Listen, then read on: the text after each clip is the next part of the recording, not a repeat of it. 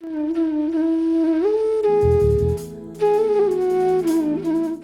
wonder what makes the greats great? What makes the successful successful?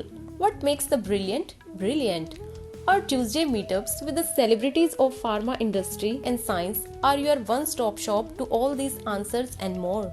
Join us for Pies of Life, an initiative of the Biopatrika Industry Mentorship Program, where we bring your dream mentors to you.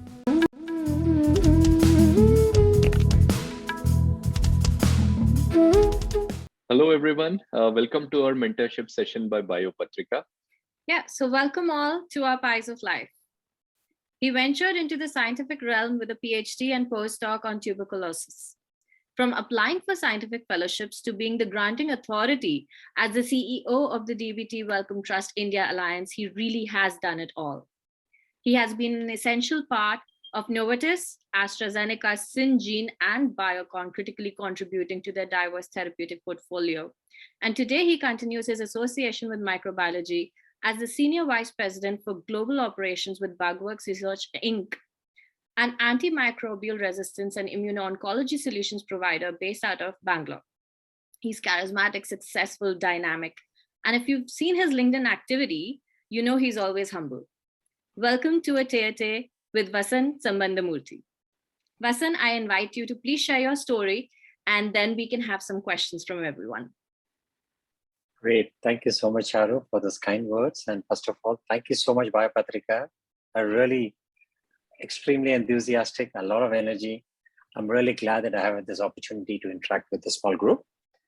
So where do I start? So I'm a microbiologist by background. So let me quickly share. Again, thank you so much. So I come from a very humble background. Thanks to my parents, they really helped me and really brought the best out of me and my sister. So first generation from the family to go to college and higher education. So I call this as life is a journey, not a destination, as you will realize why it is, right? So this is a picture we shot last year in the Spiti Valley on one of my treks in the Himalayas, which I will touch on later. So the journey started, I just thought, I went to Kendriya Vidyalaya, and then the first exposure to outside world, outside the confines of home, happened during my undergrad. This was at this prestigious institution called JIPMA, Jawaharlal Institute for Postgraduate Medical Education and Research in Pondicherry. Very recently, I realized it's a very old institution. It was established in 1823. What JIPMA provided was an opportunity in terms of understanding the power of an institution, the umbrella of an institution, and exposure to research mindset, and also how life is exciting in a campus, right? So this was a great beginning. Then came the opportunity to do a master's. So this was at the Christian Medical College, a very famous institution in India, established in early 1900. What was very striking in CMC Vellore was the dedication. And each and every employee in CMC really felt the need to do service to the community. They really appreciated the value of human life. And CMC provided a fantastic opportunity or a springboard in terms of hands-on training. It was a 3-year program, spending a lot of time in the lab. So this was probably set the foundation for what I was supposed to do going forward. After master's, you're always at the crossroads. Do you do a PhD in India? Do you want to do a PhD abroad? For whatever reason, I was inclined to do a PhD in India. I don't know why. I said, I don't want to go abroad. I will do my PhD in India. And then I would definitely go for a postdoc in the US, like most of you are here. So it's very important in one's life to be mentored by a few key people. Here is one of them. He's late Dr. G. Sridharan. I call him GS. He was a walking encyclopedia in CMC Vellore, a very accomplished scientist trained in the US, with very, very, very grounded, very humble. He inculcated a scientific curiosity to ask questions. He also grilled in the importance of ethics, integrity in science, integrity in research, and he also gave an exposure to the art of writing. So he was phenomenal in terms of playing a very important role in shaping up the early days of my career. Then I moved on to do my PhD. This was at the Tuberculosis Research Center. This is the largest institute under the umbrella of Indian Council of Medical Research. So who you see here is Dr. P.R. Narayanan. He was the director of TB Research Center. He's again a phenomenal individual who really shaped up even further in terms of inculcating scientific curiosity. He was an epitome of honesty, integrity, and a master strategist. Sitting as a director of an institution with over 800 employees, 700, 800 employees, I could just watch him from close quarters in terms of what does it mean to be a leader? What does it mean to stimulate creative thinking? What does it mean to really back up people and bring the best out of people? And he was very collaborative. So that was something which was ingrained again in terms of always research can never happen in silos. It has to be in collaboration. That is something which really brought in. And then came the question of people management. I really learned a lot of skills in terms of influencing people without authority. How do you manage people and how do you build a collaborative team? That was something which was a great time, a great journey in TB Research Center.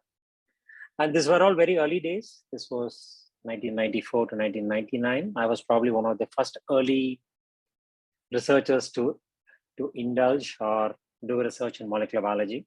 The excitement of cloning, excitement of running an agarose gel and getting a blue-white selection, getting a blue colony was something very exciting at the time. I did a lot of work on sequencing. So he was always there to back up. The best moment was when I defended my PhD thesis, PRN, we call him PRN. He walked in to the dais and said, if Vasan's work is very appealing and it's great, all credit to him. If something doesn't look good, I take responsibility. So that was something which was really striking. So while I was doing my PhD, like most of you, you are at the crossroads. What do you do next, right? You want to go for a postdoc to the US. You write to a lot of people, At the time, there was no internet. Okay, this was 1999. Maybe we just started getting a dial-up connection and very few opportunity or a very few precious moments where you can shoot an email and you wait for 24 hours to get a response back. And PRN had prepared me or had really told that you have to go to our dream lab. My dream lab was to go to the Albert Einstein College of Medicine. So here you see Bill Jacobs. Bill Jacobs is a maverick, a guy who really revolutionized microbial genetics. He was a mathematician by training, but subsequently got into genetics. So he's a Howard Hughes Medical Institute professor and investigator, an amazing individual, a kind human being. And when I joined his lab, there were 26 postdocs. Okay, it was like pushing yourself into an ocean. No life jacket. I didn't know swimming, right? But all the training that happened in India under the tutelage of a PRN really helped me to survive in Bill's lab. I spent close to 4.5 years with Bill. Fantastic time. Got some fantastic publications, got some patents, was a part of multiple grants that we could raise a lot of money. And he's someone who could really dream big. So the big picture, what you call being a HHMI professor, it's so important that he always dreamt of the work getting into science, nature, cell. It doesn't stop there. He always wanted it on the cover. If not the cover, at least a news on news. So that is the kind of expectation. So I walk into this lab, a guy with maybe one co-author publication, two co-author publications of a PhD. To survive in this was an art. And all my training in TB Research Center really prepared me to survive. And he really demonstrated the power of collaboration. You just clone something, you get an interesting mutant. Immediately, the mutant is gone to 3 other collaborators to do a crystal structure. Someone identifies an inhibitor. So truly, truly collaborative. And he was a great storyteller. So this is something which I picked up, learned. So 4.5 years of postdoc, great publications. Then again at the crossroads, inflection points, to name Naren's favorite topic, we're at an inflection point in terms of what do you do next? Do you want to pursue your career in academia or do you want to move into industry? based on the kind of grooming I've had and also experiencing the fruitfulness or the excitement of collaborations, the decision was very easy. I decided not to pursue academic research. I said I need to move to the industry and apply all the learnings I did during my PhD and postdoc to really work across multidisciplinary teams. So that took me to my next phase of the journey, where I had an opportunity to relocate from US to Singapore. And Novartis Institute for Tropical Disease in Singapore was a fabulous facility. The power of big pharma, the network, 100,000 employees across the globe, and international collaboration. Since we worked on tuberculosis, one of the main emphasis was the senior management was very clear. We will only work on development. We will not work too much on basic biology, but we will leverage the knowledge, the deep science that happens in academia, and we will bring in our expertise in terms of discovery and development of molecules. So 4 years, fantastic years, international collaborations, how to work with interdisciplinary teams. And it also made me a people manager. So from an individual scientist, here is an opportunity to move and manage a team. So you really need to understand the softer skills that are required to manage a team. So Novartis was great, 9 years abroad. Then there's always this homecoming, around that time, I think the movie Swadesh, we watched in the theater, and there's always this thing that, can I go back, to my homeland and contribute all the learnings that has been there. And India was at the time in early 2003, 2004, around 2007, 8, a lot of opportunities were opening up. And since I spent quite a bit of my time, PhD in tuberculosis, postdoc, and first job on TB, the obvious choice was to move into AstraZeneca. So AstraZeneca had an R&D division in Bangalore. It's a beautiful campus called Avishkar. So in AstraZeneca, what happened is it took me to the next phase of my career, wherein from a discovery biologist, I moved more into clinical development. Again, AstraZeneca's philosophy was to really partner. To give an example, we were part of a consortium where there were 27 academic partners, and we were the only industrial partner trying to progress some assets into clinical development. Continued to do publications, support and grant writing.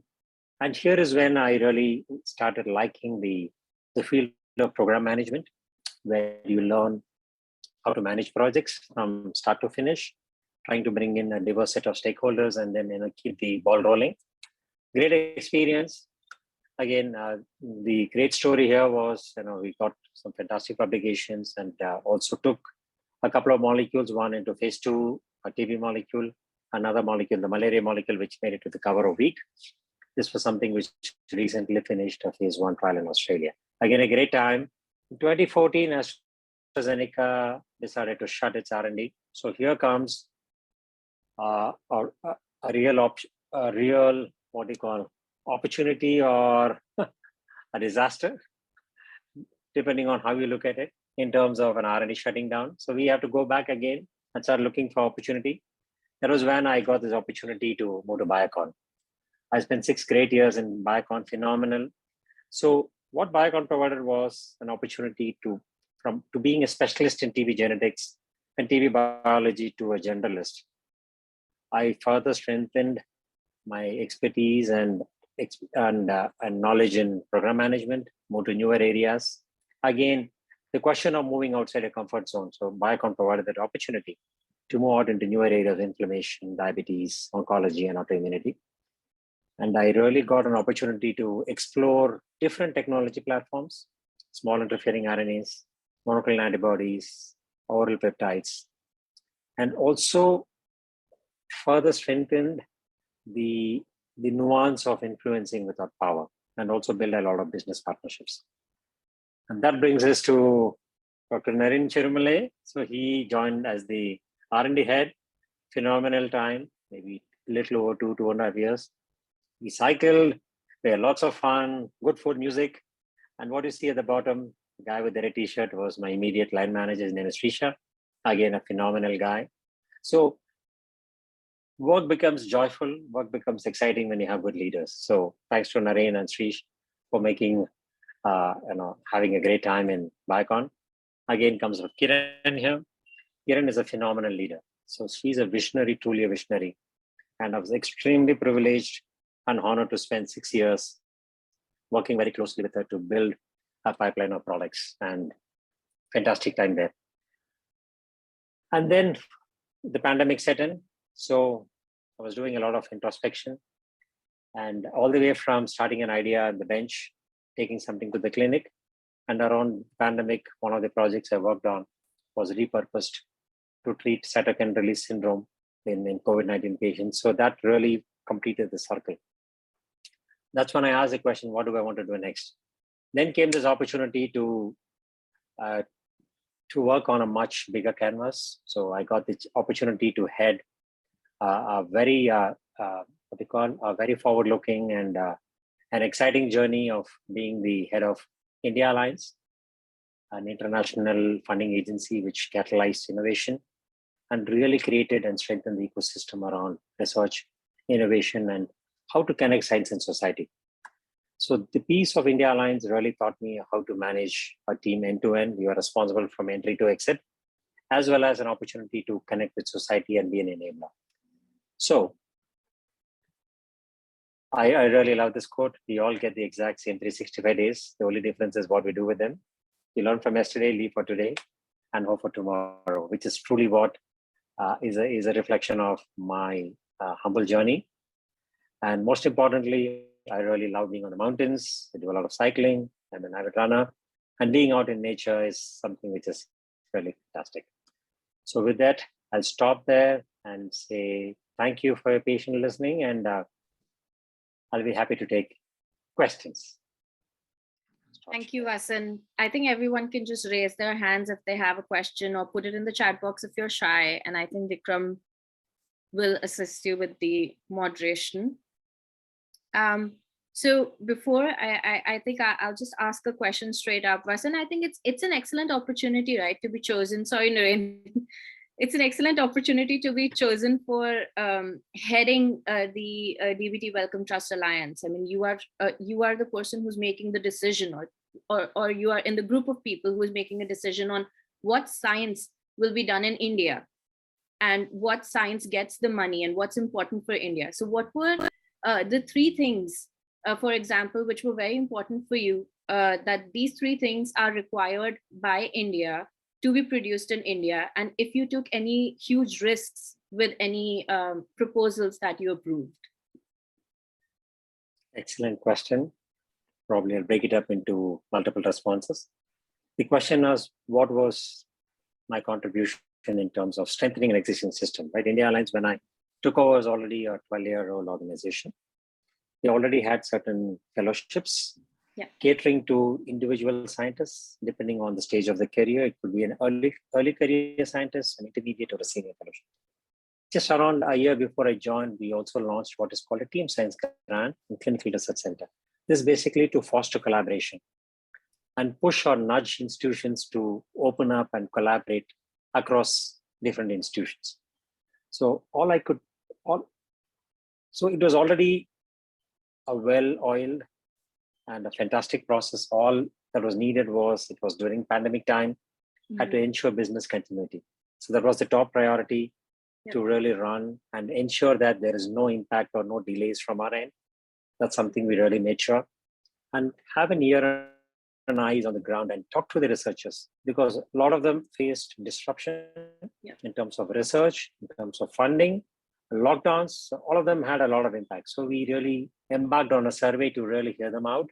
On top of it, we are always available as a team to respond to people and ensure that can we be responsive to pay and disburse all the grant money that was needed on time. Because that was something which was kind of the benchmark, and we really strive to release money on time. That's something which we continue to do. And third thing is to really look at the kind of committees we had, because how it works was it's an independent panel of key opinion leaders spread across the world. We ensure that there is enough diversity in terms of the knowledge, diversity in terms of gender, diversity in terms of geography. So we had excellent people who did pro bono work, They got a small fee, sitting fee for helping us out. But you basically empower this panel of experts. So they do the review, they give the comments, and you basically be an enabler in terms of picking up the right things. And if required, in certain instances, give a little bit of a guidance or some tips in terms of questions around institutions, questions around people, will they do it or not? What we look for is people who are bright, have great ideas, and we know that they will succeed and could demonstrate independent thinking. And someone who can move away from the shadow of their postdoc work or their doctoral work. So that is what was the key part in the phase of being the head of a funding agency. Yeah. Thank you. Naren, please go ahead. Yeah, thanks. It's a great journey, summary of a great journey, and still lots to do, right? I mean, there's more cycling to do. So one question that came to mind, and I ask it more in response to a comment that you made, humble beginnings. And it was also good for me to hear that you are the first generation higher education from your family. And some of the questions, maybe from some of the people who are on the call today, come from very humble places. So I know you've been to very, very big places, right? JIPMER, CMC Vellore, Novartis, etc. Let's just talk India first, right? CMC Vellore and JIPMER. What does one have to do to get there? The reason I ask this question, a lot of people call me and they're from small places in India, and I'm sure Virender can appreciate this. How do they even get a call? How can anybody even call somebody in JIPMER and CMC? How did you do it? Thanks to my dad. So he saw a newspaper ad. He saw that there is a program. As like everyone else after 12th standard, I want to become an engineer, want to become a doctor, a dentist, an agricultural scientist, pharmacy. So he found this program called BSc in Medical Lab Technology, which he had done some homework with his friends and found that it actually is kind of a very exciting program, and it offers a good job prospect. Those days, what is important was, will you get a job as soon as you do your... He had his own ideas. He worked in a hospital, and there was a lab technician who was retiring in the next couple of years. So pretty much timed around the time when I finished my BSc, that there was an opportunity for me to go back to the same hospital where he's been associated with and continue as a lab technician. So, but my final year of my BSc, I was dreading, I don't want to join as a lab tech and retire as a lab tech, right? So then I started this quest to go and do a high studies. From my entire BSc cohort, except for 2 seniors who did masters in entomology, which I thought was very dry and boring, no one else had done microbiology. So my father really was instrumental. The entire 3rd year, we went and met every other institution and got BSc MLT as an eligible program in the prospectus. I thought it was a useless exercise. I was reluctant, but my father kept pushing, no, that will become a hurdle, we will work on it. So I just remember going to a dozen different institutions, meeting directors, using someone, some contact, going and meeting and telling, here is someone with a bachelor's degree who has done microbiology for 1.5 years, has done pathology, biochemistry, anatomy, physiology. This course should be eligible for MSc microbiology. So we got it, BSc MLT as an eligible program in the MSc microbiology prospectus of Madras University. So then I applied, again, same my father. Masters, he said, hey, in CMC Vellore, there is a master's program and apply. And I asked him how many seats, there were only 2 seats. I said, I won't get it. He said, just come with me. Okay. Reluctantly, my mom asked me, should I cook dinner for you guys? Are you going to come back the same day from Chennai to Vellore? You write the exam, and come back home. I told my mom, I'm coming back for dinner. My father said, no, he's going to stay for 3 days. We'll only come after 3 days. He was so confident. I went, wrote the exam. I did well in the entrance. And then I was shortlisted for interview for these 2 seats. Then something in me said, you know what, you come this far. You need to bring in your best, right? I can't let my father down. And it just opened up. It's about the confidence and the training I had in Jubba. So again, you need someone to be the angel. My father was my angel, both for BSc as well as MSc. And then subsequently, I could navigate and find what was needed, and right time, right kind of mentors who shape up. Then the journey just continues. So I must just add one point. So Anisha, Vedant, Praveen, you all have been talking, we've been talking. You have to do more than the extraordinary to get there. So all the best to you. We're all here to help you. Yes, sir. Thank you. Yeah, Virender, please go ahead. Thanks, Vasan, for this wonderful journey. And you have worked in multiple MNCs. You have worked with DBT Wellcome Trust, but now you transitioned to startup ecosystem. So what motivated you to make this switch? Who were the mentors who advised you to because startup is something still very new to India, and how you decided for this move? Great question again, right? As I told you, life goes through a full circle, right? So started off in India, went to the US, multinational companies. You see, as I think Naren has shared in an earlier interaction, after a while, as you keep going up, it's an inverted funnel, right? Any kind of progress, any kind of promotion or elevation requires a lot of people, politics set in. So I really gone through that entire corporate life, flying business class, just flying all the way to US just for a 45 minutes meeting, and you come back. Right? You've done all these things. I think it's nice at the time, but then you ask yourself, what is this whole thing about? As I told you, the pandemic, during that time, some time to introspect, asking this question, how long do I want to keep project after project after project? What next?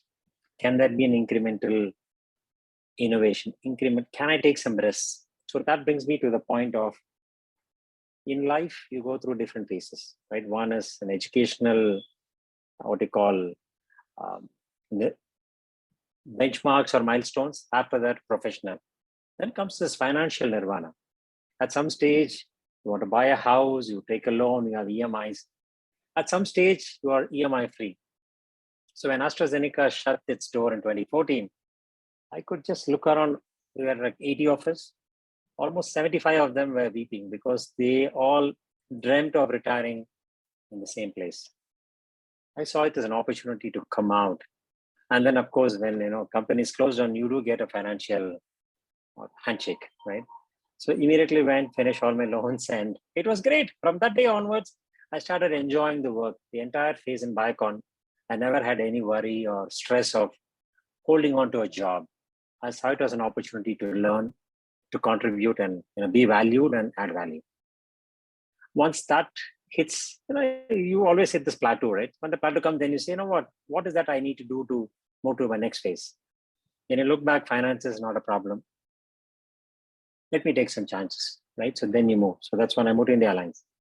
Spent a year there.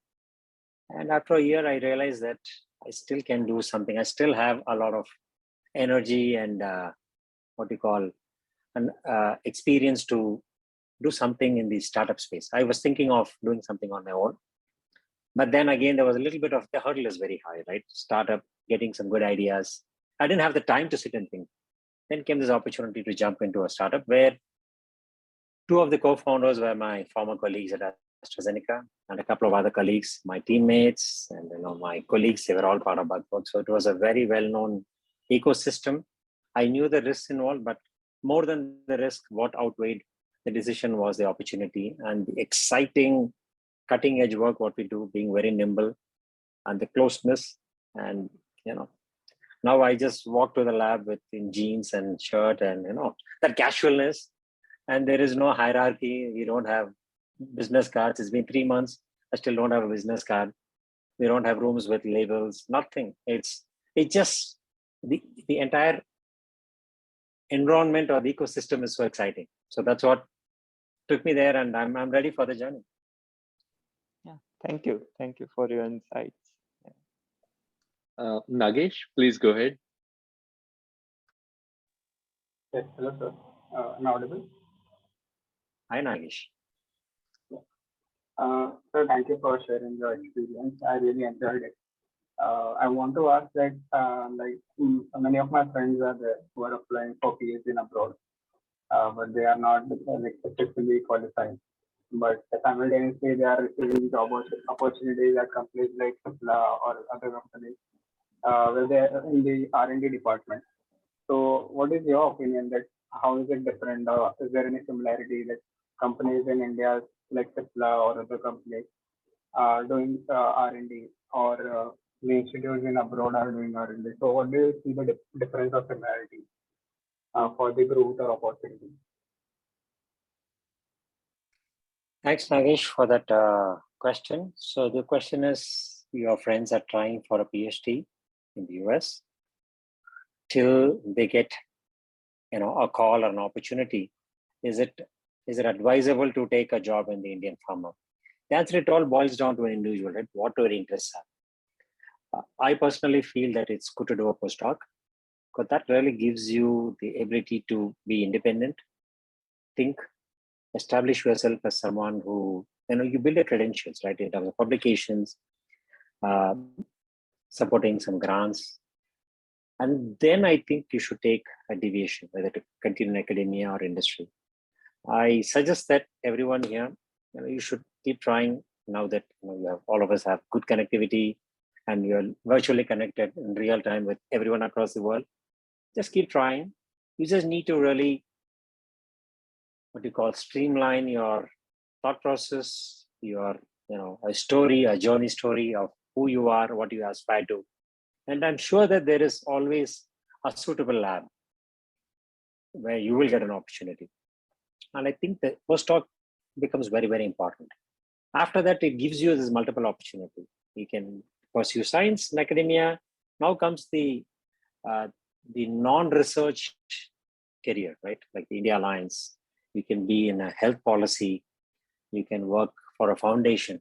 There are umpteen number of opportunities coming up. And then you always have industry. In the industry, again, you have big pharma, you have small size pharma, and then you also have startups. So all these things, I think a short postdoc, 3 to 4 years, please don't, I would, advise not to do a postdoc for 8 years, 10 years. A lot of people wait for, I have 24 publications. The 25th publication is going to happen in another 6 months. It doesn't matter, right? When you get interviewed for a job, they're going to say, why are you sticking around in this place for 8 years? Why didn't you move earlier? So 3 to 4 years is a good time. In life sciences, all of us know that our experiments take a long time, and anything you plan in terms of a big project takes at least 3 to 4 years time. So 3 to 4 years, good time. If things don't work out, I think the key is to move out of a place in 3 to 6 months. 3 to 6 months is a good time to really know whether the chemistry is good enough between the PI and and the researcher, and the ecosystem is favorable or not. If not, I think you should just move out. So again, to your friends, Nagesh, please ask them to persevere and then try to go abroad, get that exposure, and then come back. I think that experience, global experience, makes you think beyond. You don't draw a boundary around yourself. Immediately after PhD, you work in India or do something in India. You think that the world is too small. You need to cross the ocean and fly to another continent. So that's the perspective you get. Thank you, sir. That's really insightful. Okay, Amol, please go ahead.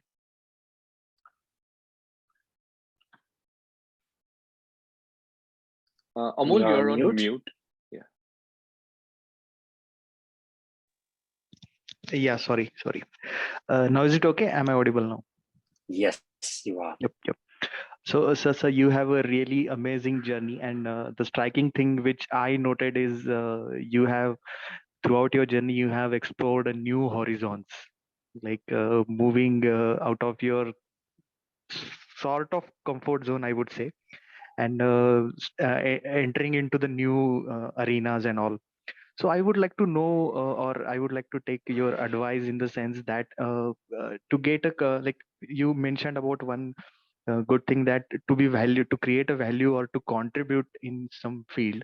So what would you suggest that to continue in a certain field for long, or try to explore different opportunities or different zones where you are not trained at by your education or your inclination. So what is that thing which keeps you moving in a such a way that, like, some people, they always say that so I'm going to focus my career or my journey on certain aspect or certain pinpoint, but the people like you, they keep on challenging themselves and try to explore those things. So which path is the one should take to go ahead? Great question again, right? There is no right or wrong answer here, right? It's all about being opportunistic in terms of what comes by. At that point in time in your career, are you willing to move out of a comfort zone and do something different? As I told you, it determines where you are. If you're abroad, your visa status, right? Are you a H1B? Are you green card? All these things play into your mind.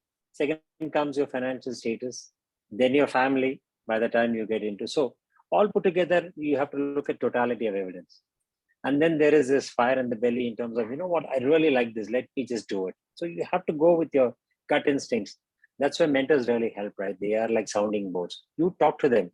I talk to my PhD supervisor even now. Anything needed, I talk to Naren, I talk to Shrish, I talk to my other people who I really value and respect, and tell them that this is the idea I have. Let me know whether this sounds okay. Should I do this? Should I do it not? And I don't expect an answer. And all the people they don't give an answer. They say, Vasan, you have an answer. So you yourself are able to find out what you want. So basically it clarifies your thought and then you go forward, right? Again, it's a question of what you like. There are a lot of people who are individual contributors and they like deep science. So one way is I look at the career as something where you go deeper and deeper, or you do what is called a T, right? You start off, as you grow up and up, you become more generalist and then you diversify. So that happened for me at different instances, and then it got diversified. You have to enjoy, and you really will have to love working with people. Especially in the corporate world, it's very important that you get to work with great leaders, more like Naren, and you also have fantastic colleagues and a great team members. So it's all about people skills. If you feel that you're not comfortable dealing with people, then you're better off being an individual scientist, becoming a specialist, and not having to deal with emotions of people. So it's a mixture of different ingredients. You pick and choose. Again, depends on the time of the day, right? There are certain things which you would love to eat for breakfast, certain things for lunch, and certain things for dinner. And some things happen all across. So it's all about the choices you make. And again, totality of evidence, what you have, and your compulsions. And sometimes you say, let me give 1 to 2 years of time to see how this whole thing happens. It goes well, then you chart your next territory. Go with the gut feeling. Many times the gut feeling really works, right? Because you have only yourself to appreciate, pat on the back, and then blame yourself that things don't work. So that's something which will get better and better if you start taking chances. And guys, there's something which has become my latest mantra. You ask yourself, right, at some stage in a career, you say, how many people in a city, let's say I live in Bangalore. How many people in Bangalore have a PhD, experience of 20 years in microbacteria, having worked in big pharma, having worked in agency? How many? It'll boil down to a handful, right? 5. In that 5 is there someone who has this quality. Then you start enriching yourself and feel that you bring in a very unique value proposition which no one else can bring. And that gives you the perspective, the enthusiasm to really come across very positively. And then, and people will see it. People will see that, wow, here is someone who's doing this. So being very authentic, knowing yourself, and being open to learn. Thank you, sir. Thank you very much. Praveen. Thank you. Hello, sir. Hi, Praveen. I like your Hi. like Thank your you mustache. Thank you. Yeah, thank you for taking your time to guide us, and I really enjoyed your talk. It was like crisp, and I really enjoyed the way you delivered the talk. Very simple, and Thank you so much. And I would like to ask you, like, what made you to take a problem statement as a tuberculosis to work in your PhD? Like, what made, and how the follow-up question is like, what do you suggest the students who are planning for a PhD and the higher education? What problem statement they need to look out? Like, there will be so many diseases and so many problems in the world. Like, which problem statement will be the better for the future to make it a successful PhD thesis or something? A great question. There is no right or wrong answer, right? But what is very important is it's about your passion, your interest, right? You have to ask yourself, I'm going to spend 5 to 7 years in this field, day in and day out thinking about it. Is it curious enough? Do I know someone in my family who is associated with it? Will it have an impact on the society, right? You can put all this, embed all this criteria into it. Being a microbiologist by background, I really tried everywhere for PhDs, right? I wrote CSIR, I didn't clear because I had a different background. Then I applied at DRDO, then I applied in CMC Vellore, then the TB Research Center. All put together, many times it's about what you get. And then accordingly, you align yourself to be, to grab the opportunity. So clearly a passion in what you do. And tuberculosis, definitely I thought was something which was a huge problem, had a huge societal impact in India. And I also found a place which is one of the premier institutions in India. And most importantly is choosing your time, right? Because PhD is more like a springboard, right? If you get good publications, it's great, but more than that, it's the early formative years of you as a researcher. You work with a nasty person, you end up being nasty. You work with a great person, good person, it makes you great. You work with someone great, it takes you to the next level. So it's very important to choose the right kind of supervisor. If you have a choice, again, depending on which institutions you join. So I was very lucky to come across this person. I did everything under the sun to say, I will do my PhD only with you. If not, I will quit, I will not do my PhD. So it's a combination of factors, okay? And then you have to ask yourself, and at any point in time, if there's something else more exciting, because one school of thought is you do PhD in one area, your postdoc, you do something different. So what you diversify.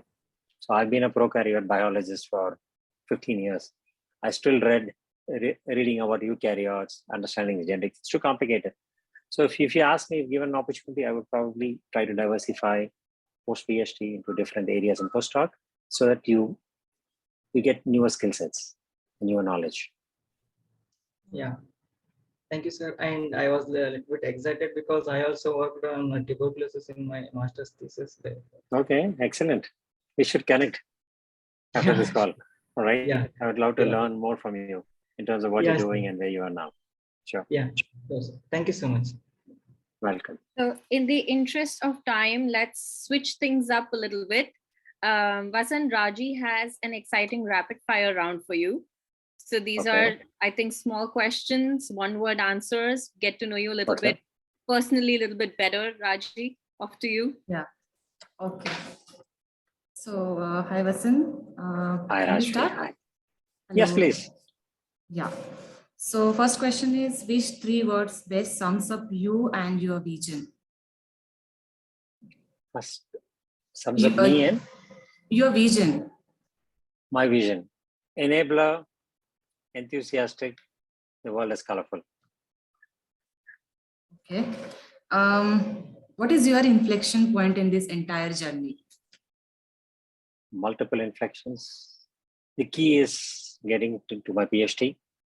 After my master's, there was a 1-year waiting period. So I think that was one key. Then a postdoc, then moving to industry. So every stage of a change has been an inflection point. Okay. What is the first career you dreamed of having as a kid? As an agricultural scientist. Oh, is it? Okay. Yeah. Inspired by Dr. M.S. Swaminathan. Okay. 3 things you can't live without. Music, friends, and time with nature. Okay. So on a scale of 1 to 10, how cool you are? 8. 8. Okay. What is your way to get de-stressed?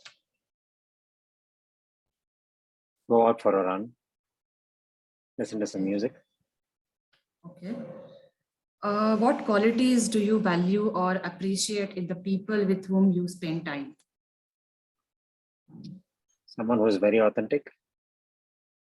Someone who is passionate and committed. Whatever little they do, anything they do, I look for people who are committed. Okay. What is the one thing you would like to change about yourself? My family says I have to be a little more patient. So. Okay. The most rewarding advice you received from your mentor? Yeah, my PhD boss said, Vasan, two things in life are very important. Don't exploit others, don't get exploited. I remember that. Okay. It means a lot. Absolutely. And last question. What is your definition of success and what 3 qualities a person must have to be successful in life? Success to me is to be as authentic as you are, be happy, right? Enjoy each and every moment of your life. Anything you do, all the way from waking up in the morning, showering, going to work, interacting with friends, eating food, everything is a moment to cherish. Okay. 3 good qualities is take world as it is, embrace diversity, and always be optimistic. The world has umpteen number of opportunities. Thank you so much, Vasan. Thank you. Thank you, Rajshri. Hi, Vasan. Good to see you. Hi, Anirban. Good to see you. Yeah. Which Anirban is this? Oh, hi, Anirban. This is the one which I work with you. Meet him. I wanted to meet him this weekend. He said, sorry, I don't have time.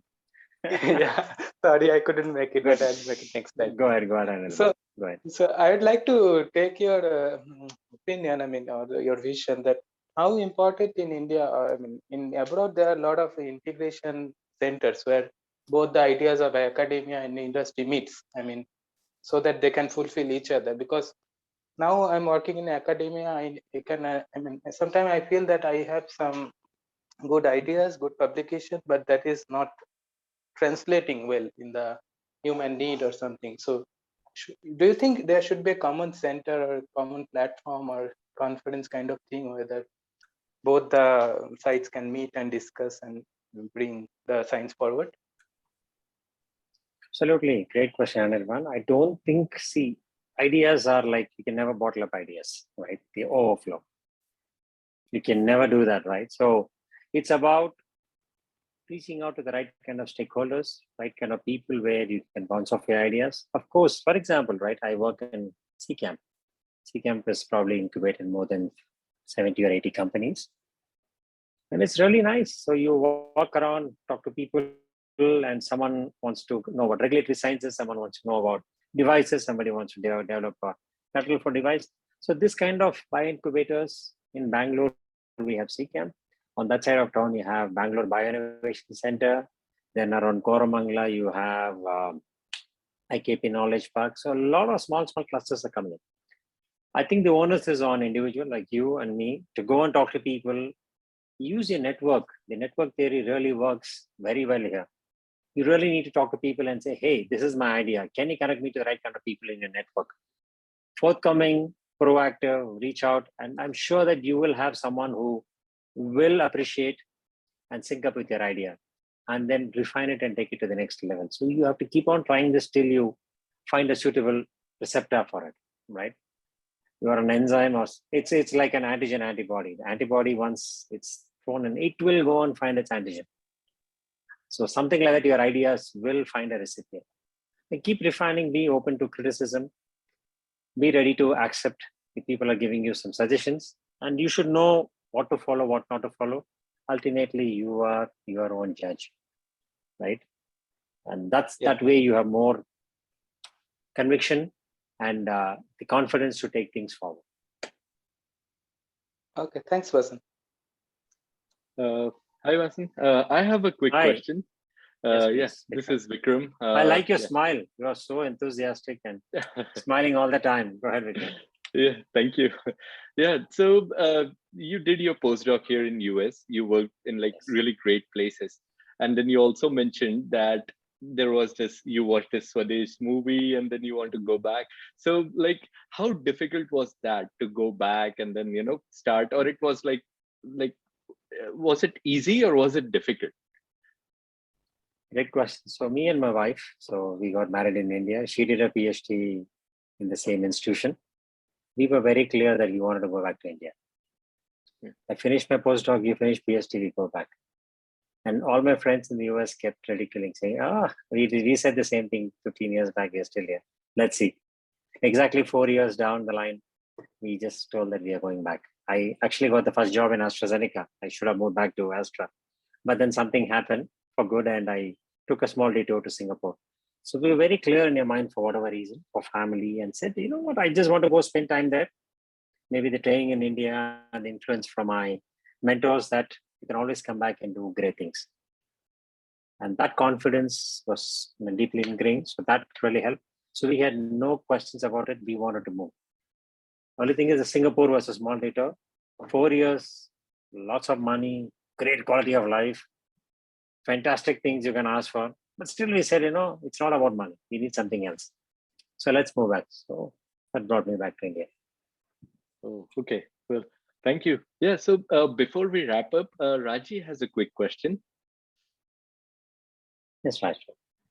Yeah. So actually, I want to know your thoughts about decision making when you make career transitions, especially be it a company to company transition or be it a domain change. For example, when you move from TB to oncology to diabetes or whatever. So when it comes to this decision making, whether it is always a conscious decision making or it's a opportunity based decision making, and which one do you always follow? And at the same time, I need your thoughts about this decision making process in short. Sure. That's Naren's favorite topic. Naren can talk for hours together on decision making, right? He has also had an influence on that.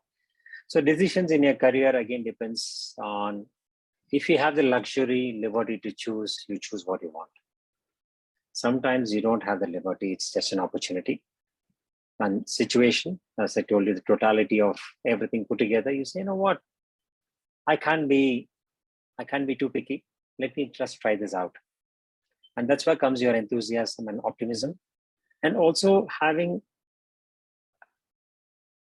what you call clear yardstick, saying that 3 months, if it doesn't work, it's time for me to relook. 6 months, it doesn't work, I will not try. So that way you are prepared. You know that you're taking a risk, but you do it wholeheartedly and say, I will do everything under the sun to make it work.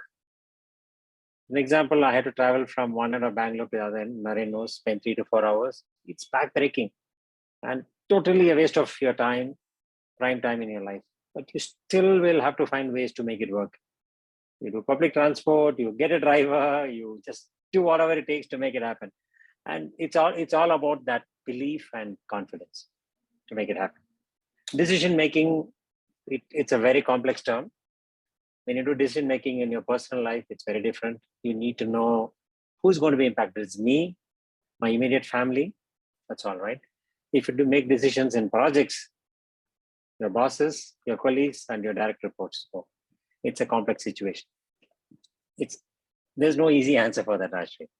It's all about putting your head on the chopping block. Sometimes you make a decision where you know that you may lose your job, you may get fired.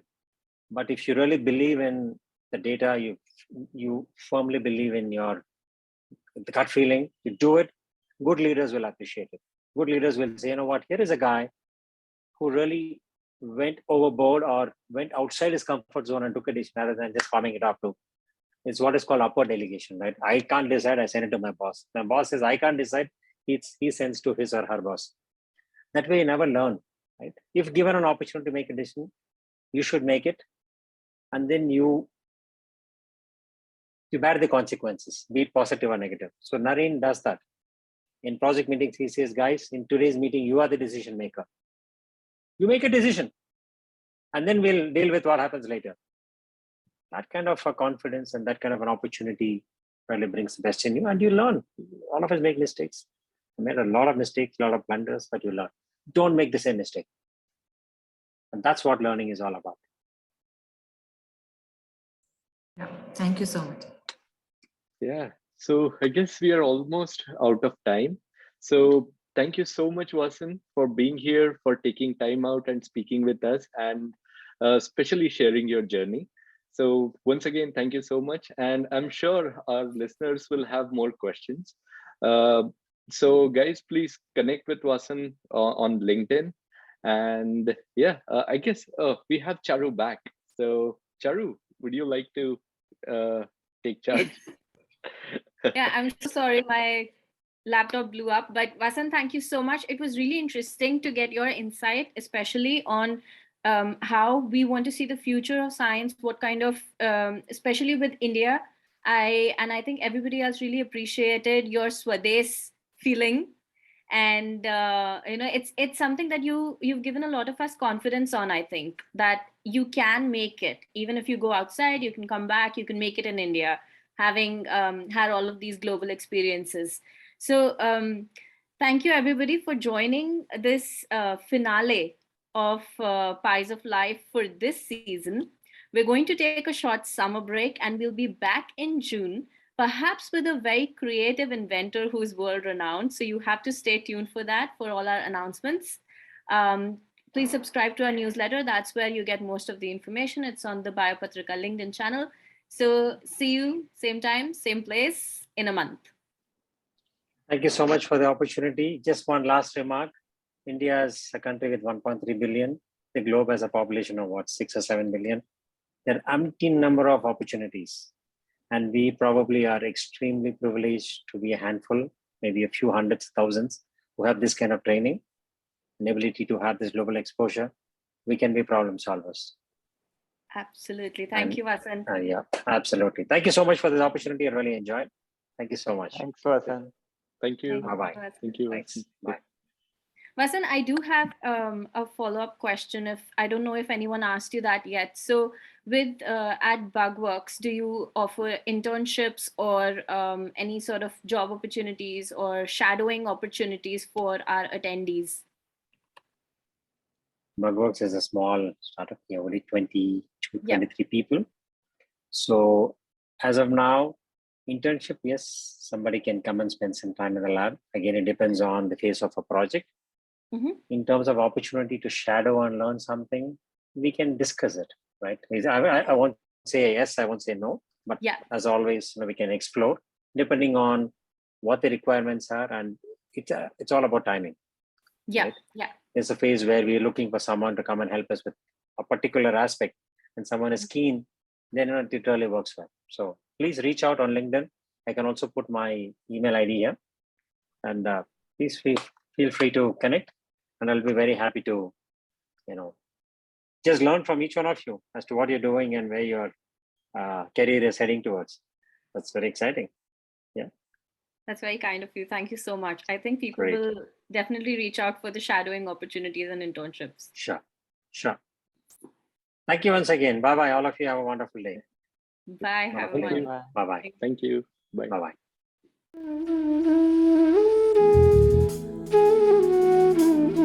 A network should last a lifetime. Let us help you create lasting professional relationships with our world-class mentors through the Biopatrika Industry Mentorship Program. A strategic guidance program unlike no other, full of expert interviews, industry internship opportunities, CV writing, inflection point analysis, life maps, and of course, the gateway to your dream career. For a limited time only, all our services are freely available for you, as we truly want you to succeed.